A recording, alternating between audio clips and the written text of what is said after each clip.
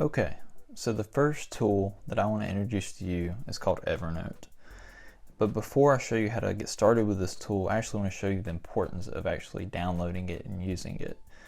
So did you know that all written material starts the same way? Yeah, there's actually a common thread between the book The Great Gatsby and a viral article that you read on BuzzFeed. Do you know what that is? The answer is that they all started as an idea. Now, the tricky part is transferring that idea that's in your head to somewhere that you can actually remember it and then take action on it and build it out and then publish it somewhere. So that's what this software is going to allow you to do. So all you have to do is just open up a web browser and type in Evernote. So once you have that pulled up, you can just click that button that says download, and within just a few minutes you'll have it downloaded on your desktop. There's also a mobile app for Android and for iPhone, so I definitely recommend putting it on whatever device you have, because the quicker you can put your idea into the software, the better off you'll be. So we'll actually jump right into the software. I'll show you what it looks like. This is the front page of Evernote, and you have a notes section here, a notebook section, and a tag section. So tags are more for tagging certain elements within your article and just kind of giving you an overall view of it. Notebooks are going to be kind of like your categories. And so to kind of show you how I actually use this, we'll go ahead and make a note and we'll pretend that I had this idea to write an article about my son. And so we might say like 20 lessons my 2-year-old son has taught me. And I don't know what kind of ideas that you might have going on in your head, but I would just type down a few things that might allow you to remember what this article should be about. And so I'm going to write down a few notes. So I might say this needs to be lighthearted,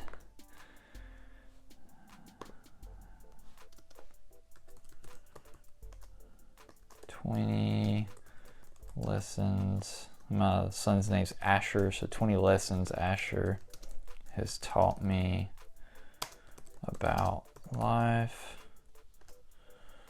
And so this is just basic, but then I would go and add a tag that you use for every blog idea. And so it might just be blog idea. So you got that tag there. So now once you jump out of this, you should be able to search that tag. So notes tag with blog idea. And so there it is. So today I created it, and that's it. 20 lessons my 2-year-old son has taught me. So hopefully you can see how you can actually implement this system, start using it, start tagging, start categorizing, and start taking action on building these ideas out. And so we'll go further into that with some of these other tools, but that is the rundown on the tool Evernote.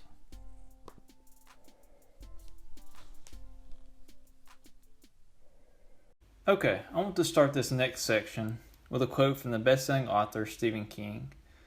He says, "If you want to be a writer, you must do 2 things above all others: read a lot and write a lot." And for our context as bloggers, another way to put this is that if you want to write great articles, first, you must read great articles. And that's what this next tool is all about. It's called Pocket. And it's something that you can download on your desktop computer. You can actually also put it on an iPhone or an Android device. And we'll actually jump right into it. So if you pull up your web browser and just type in getpocket.com, just like that, you'll probably see a page that looks something similar to this. And basically Pocket is a article archiving software. And as you read stuff online and read articles related to, whatever category you kind of write in, whatever category you fit in as a blogger, as you read those kind of articles, you can save them and go back and read them later, use them as inspiration for your own articles. Maybe you don't have time to read an article, but you think it would be useful to yourself later. You can save those and put those in Pocket. But it doesn't just stop there. It also recommends other articles based on the articles you're archiving. Okay, so to sign up, all you have to do is click sign up with Google or sign up with email. If you have a Gmail account, you can do sign up with Google. If you have another email address, sign up with email. I've actually already signed up with Gmail, so we'll jump right into it and I'll show you what it looks like inside. Okay, so this is what it looks like inside Pocket. And this is the desktop view. It has a different view for iPhone or Android, but it has a few different features. So front page here is my list. So these are the articles that I've recently added to my list. Some I've already read and I want to be able to go back to later for inspiration. Some of these are some that I've not had the time to read yet, but I'm going to read later. You can also favorite certain articles within this system. You can also save videos, and so maybe you have an article that contains a video, or you go to YouTube and read or watch something and it seems interesting and you want to watch it again later or share it again later, then you also put it in here. Also have images, so if you wanted to add images you find online, you put it in here. And then tags. And tags are great for categorizing these articles so you can go back to them later. So those are some of my tags there. And just to kind of show you how it works real quickly, Relevant Magazine's a online publication that I read pretty often. And say I read this article and thought, hey, this would be great as some inspiration for something I actually want to write from my own experience. I could grab this URL here, go back to here, and just paste it into there and save it. And it works the same way for your iPhone or Android. It has an app, you would do the same exact thing. You could copy and paste in there. And then also, if you use Google Chrome, there's a Pocket Chrome extension. And once you've logged into the Chrome extension, you can save a page just by hitting that button. So that's the Pocket app. Hope this is helpful. Hope it allows you to write better articles and become a better blogger. Hope you enjoy it. Okay, this is a great tool, and I really think you're going to like it. It's a fun one too. It's a blog idea generator, and what this does is it allows you to come up with great article ideas that people will want to read, and it actually helps you create headlines for those articles. And so that's kind of how I like to think of it, as a headline generator maybe. And all you have to do is go to hubspot.com/blog topic generator, just like that. So once you've typed that in there, you should arrive to a page that looks like this, and you'll just enter in some keywords about whatever category you kind of write in. This is where you'll put that information. So I typically write about faith and family, and so I might want to write an article about fatherhood or parenting, something like that. So we'll just throw in that parenting, fatherhood, and maybe faith. Click give me blog ideas, and this will give you several ideas to actually write blogs about.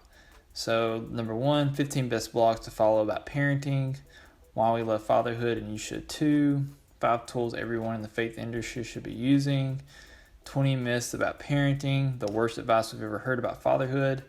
So you can see how these would be attractive titles, attractive topics to write about. And there's a few things here and there you'll have to tweak to make it kind of fit and be appropriate. I wouldn't just use any of these probably verbatim, but I wouldn't have to change much. They're pretty great. I like 20 myths about parenting. That's a really great one. That'd be a really powerful article, I feel like. So that's pretty much it. That's all you have to do. It's free to use, and I would use it as much as possible. Okay, this next blogging tool I want to introduce you to is called the Headline Analyzer, and it's put out by coschedule.com. You can actually just type in there coschedule.com Headline Analyzer, and it should populate a page that looks like this. And all you have to do is type in your headline, and it will analyze it. It'll analyze it for things like emotional effectiveness, shareability, SEO, things like that. So we'll actually take one of the titles that we pulled from that last tool I showed you. So we'll take 20 myths about parenting. We'll plug it in over here, just copy and paste. And we'll just check it out and see what it says. Takes just a moment to analyze it. Okay, so 20 myths about parenting comes up with a 57 headline score. It's not terrible, but it's not great either. So we'll kind of go down here and look at the analysis here. So it says the headline's a bit short. I agree. Your headline is way too light on words. Okay, I understand that. Even breaks down like how important the first 3 words are. Uses keywords here, so myths would be a keyword there, and even mentions the sentiment. So what's cool about this is that you can actually kind of tweak it and see if your score goes up or down, and that's what I think is most effective with this tool. It's the most effective way to use this tool. So maybe if we just plug in the word surprising, like an emotional word like that, we'll see what it does. So we're at 57 here. Let's see what happens when we add a word like that. See if it raises it, lowers it. Okay, so we jumped up a little bit. We're at 68 now. And so you see there how I mentioned surprising would be like an emotional word that would help out a little bit. It's listed there. So myths, surprising, making it a little more intriguing. It says now our headline's at the right length. It mentions the first 3 words there. So, and it gives you a preview here. So that's going to be helpful. And if you do email marketing with your blog, it gives you like a subject line preview. So hopefully you see how this can be helpful, and you could continue tweaking it, messing around with it, and see what you can come up with, see how high you can get that score to go with, and make your blog post the best it can possibly be. This next tool I want to show you is super practical, super easy to use, and 100% free. It's a photo website, and it's called Unsplash.com, and it contains thousands and thousands of high-resolution, 100% free photos. And I'll actually show you an example of how you can search and find what you're looking for depending on what you blog about. So I'll search for parenting, and you'll see over 600 free parenting pictures, and they're all great photos. I mean, super high quality. Enlarge that and see it. And if you wanted to download it, all you have to do is just click that download button. Downloads right to your desktop there. So easy to use, and it has tons of different categories. I mean, if you're searching for if you're run a financial blog, you might search finances. Over 1,000 photos related to finances. And again, super high quality, 100% free. And your blog, your writing is obviously what's most important for your blog. If you want to have a great blog, you need to have great writing. But what's second most important is your actual photos for your blog. And so I'll actually show you, I use Unsplash.com for pretty much every photo I use in my blog. And you'll see that it makes my blog look professional, like well done. And so the reason why I think that your blog photos are second most important is that if you throw a cheesy stock photo that's not high quality, it's not high resolution, people will equate that to what's inside the article. So if you have a bad looking photo, they're going to think it's a bad article, and that may not be completely fair. You may have great writing inside the article, but if you throw up a horrible front door to that blog, then you may not have as many readers as you would otherwise. So hopefully you'll see the importance of using great photos for your blog, and I hope that Unsplash.com, I hope it's a great resource for you as you blog in the future. This tool is called Canva, and it's a drag and drop graphic design website, and it's free to sign up, free to use. If you'll just search canva.com in your browser, it should pull up and you should be able to sign up really quickly. and get started. And so I'll just show you, these are some of the designs that I've done before for my website. Like this ebook design I made, it's a blog graphic I made. That's actually my hero image on my website. And if you just want to create a design, all you have to do is click create a design, and it has dozens and dozens of options of what kind of graphics you might want to make. So you have Facebook post here, Twitter post, if you need to make a logo for your blog, if you need to make a banner, even Pinterest is here, Tumblr, Instagram, and blogging and ebook covers. So dozens and dozens of different types of templates that will get you started super quickly. And so say you were going to do a Facebook post and you wanted to make a graphic, you just click that template there and it would load up something for you. And you can actually look at some other templates here and say, maybe I don't want to use these images. You can actually create it with your own background image and go to uploads. So I pulled this image right here from Unsplash. So you can just drag and drop, expand it, make it a little bit bigger, and wanted to add some text. You can even use these pre-designed text things here. So say I wanted to use, I don't know, let's try this one. Just put it over here.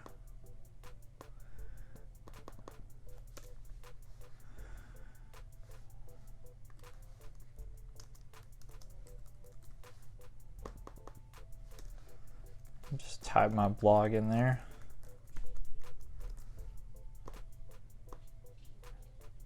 So it's a little bit big.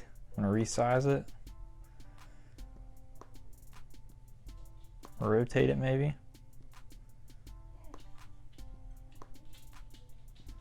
So easy to use. Super easy, super simple. And that's really all there is to it. If you wanted to download it, you can. PNG options, PDF, JPEG. You can share it. So if you need to email it to someone. So hopefully you can kind of see how you could use this. Even illustrations here. And most of the stuff on here is absolutely free. You can even search photos on here.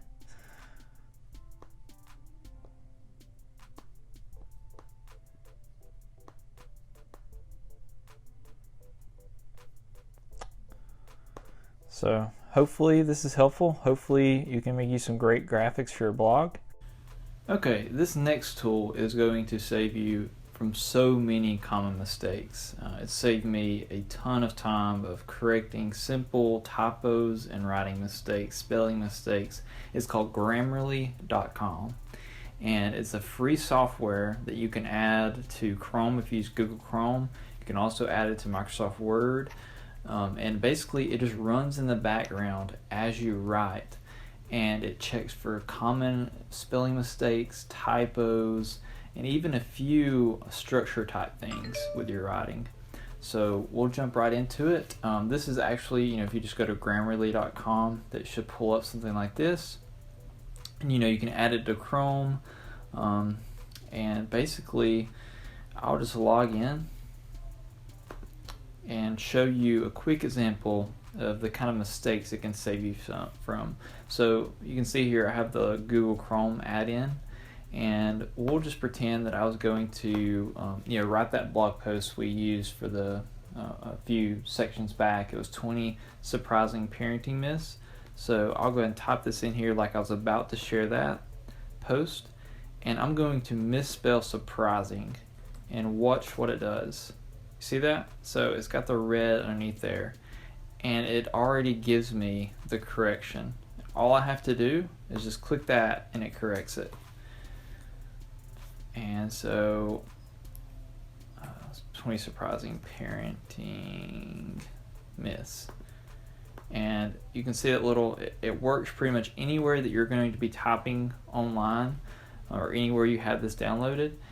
It's going to check for those common mistakes no matter where you're writing. It's going to run in the background. It doesn't slow anything down, but it will save you a ton of time and save you from a ton of mistakes. And this is great, especially if you're a non-native English speaker and you're not as familiar with the English language. This will help you out and save you so much time.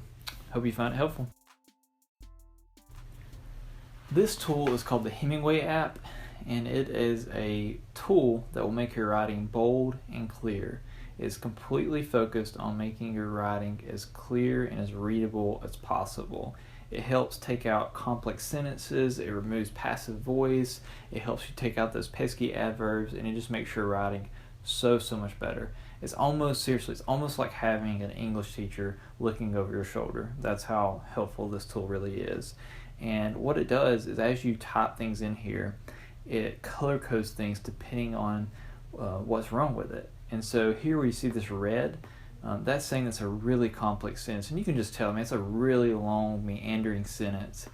And if you kind of look at it and evaluate it and edit it, it will actually change the red to yellow, or even it won't highlight it at all because you fixed the sentence. So the way I use this is I write out my content maybe in Evernote, and then I copy and paste it into this app, and then see how simple my writing is, like is it clear or is it too complex, and then I adjust it in here, and then I'll copy and paste it to whatever blogging platform I'm on.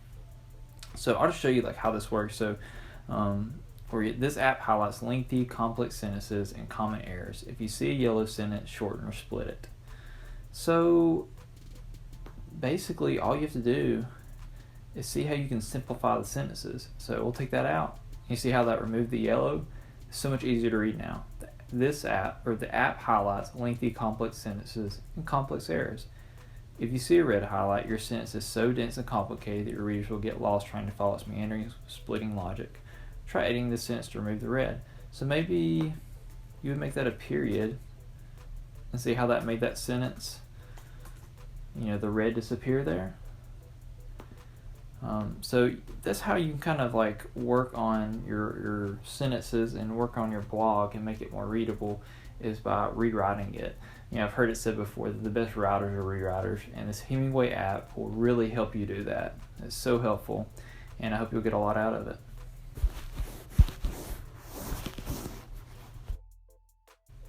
Okay, this tool is called Medium, and Medium is a free blogging platform that anyone can get started on. I don't care if you're a beginner or you're advanced, you've been doing this years or just a few weeks. Medium is the place you should be if you're a writer. And I'm kicking myself now because after a few years of writing my own blog, I'm finally on Medium. I'm finally trying to grow an audience there, but I'm way behind the curve. I so wish I would have gotten started on Medium when I first started blogging, because it's completely free. You can blog just on Medium. A lot of people do that. You can have your own domain and blog both on your own domain and Medium. But whatever the case is for you, I would definitely be on Medium in some capacity. Whether you're sharing every blog on there or just a few, it's a great resource that every writer should be utilizing. So if you just go to medium.com, and you should pull up a page, something like this. I'm already signed up, and so I'm just going to show you real quickly how easy it is to write a blog and publish a blog on Medium. So we'll click News Story here. And just for example's sake, I'm going to go over here and borrow this article I wrote about a year ago. Throw that in the title there. And what I love about this is it does all the formatting for you. It is so easy to use. And actually, you can even copy and paste the images. That's how easy this is. So there we go. And then we'll copy and paste this. And if you just want to use Medium, if you have your own blog already, you can use Medium just to republish your blog. There's nothing wrong with that. It's completely fine. But if you just want to use Medium and not even have your own domain, that's fine too. There's a large audience on Medium, and it's a great place to get started. Oh, I just saw I have a typo there. And so once you've kind of got that written out there, all you have to do is click Publish, and you can actually add tags so people can find it. And so I might do life lessons, already auto-populated that tag. I might put wisdom, and it even shows you like how many people are using these tags. So I might do like life hacking, I might do life lessons. Oh, I've already did that. I might just do life. Let's see, let's just say relationships. And then you just click publish, and that is how easy that is. And once you hit publish, anyone searching those hashtags, they may come across your article, they may share it, and you could have an audience on Medium, within just a few weeks. Hopefully you'll get started on this. Hopefully you'll take advantage of it sooner than I did. Like I said, I'm late to the game on this, but if you're a writer, I would get started on this as soon as possible. I wouldn't wait around. Okay, this final tool I'm introducing you to is really straightforward, but it could pay off huge dividends if you go ahead and get it set up as quickly as possible. And what it is, it's called Google Alerts. All you have to do to find it, if you will just do google.com/alerts.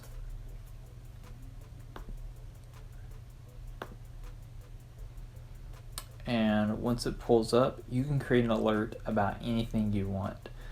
The few things I recommend you starting with is your first and last name, and your blog name.